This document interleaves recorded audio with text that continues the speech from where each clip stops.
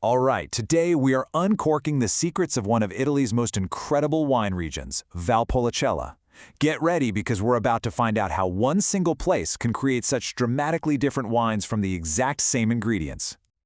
I mean, it's a fantastic mystery, right? How on earth can one little region, using the very same grapes, give us both a light, fresh, easy-drinking red and one of Italy's most powerful, iconic, knock-your-socks-off wines?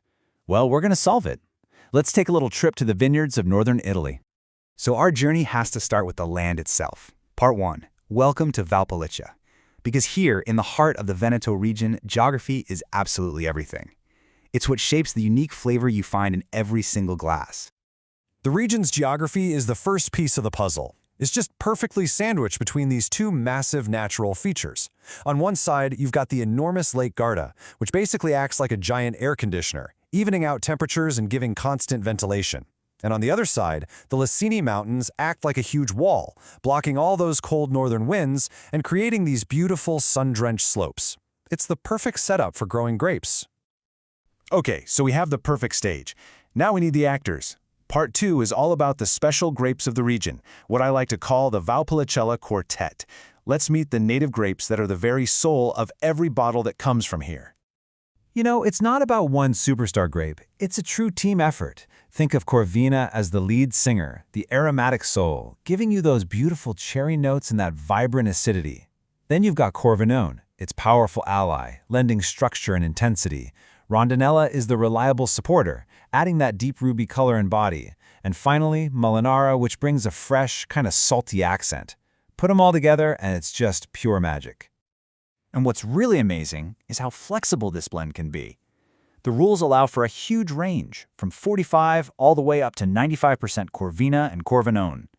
This gives winemakers so much creative freedom to craft their own unique style, whether it's lighter or bolder, all while staying true to what makes the region special. All right, so we have the place and we have the grapes, but that still doesn't explain how we get from a simple red to a powerhouse wine.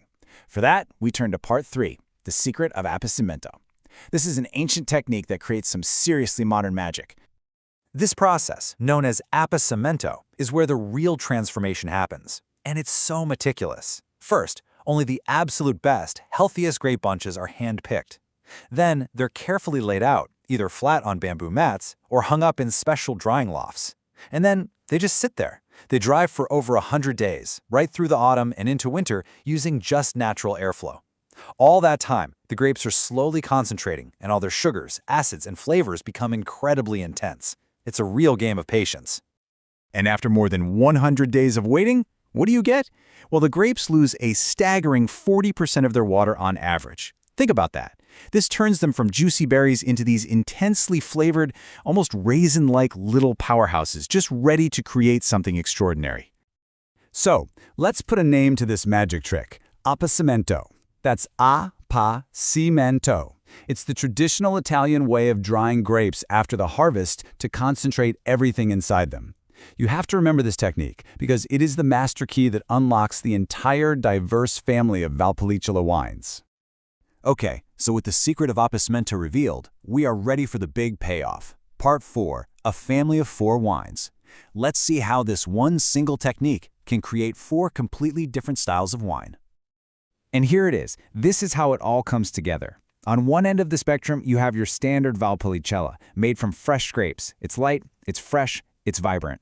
On the complete opposite end is Amarone, made entirely from those dried, concentrated grapes, and it is incredibly powerful.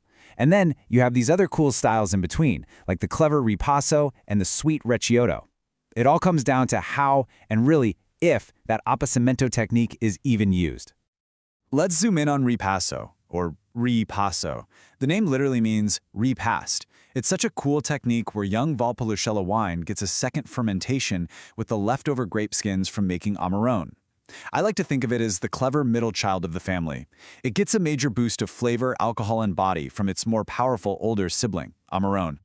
And then there's the king, Amarone or Amarone, which means the great bitter one. The name itself has this legendary backstory. The story goes that it was actually born by accident when a winemaker just forgot about a barrel of sweet recioto wine.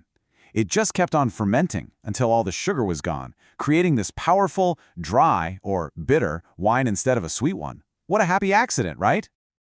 Okay, now for the really fun part. Part 5, finding your perfect bottle.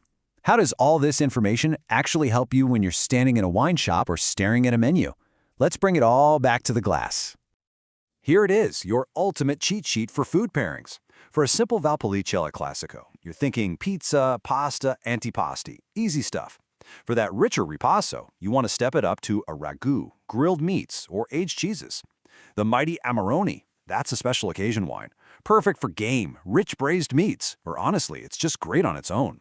And for dessert, Ricciotto is an absolute dream with dark chocolate or blue cheese. The main takeaway? Just match the weight of the wine to the richness of the food. It's that simple. This quote just perfectly captures the soul of what we've been talking about.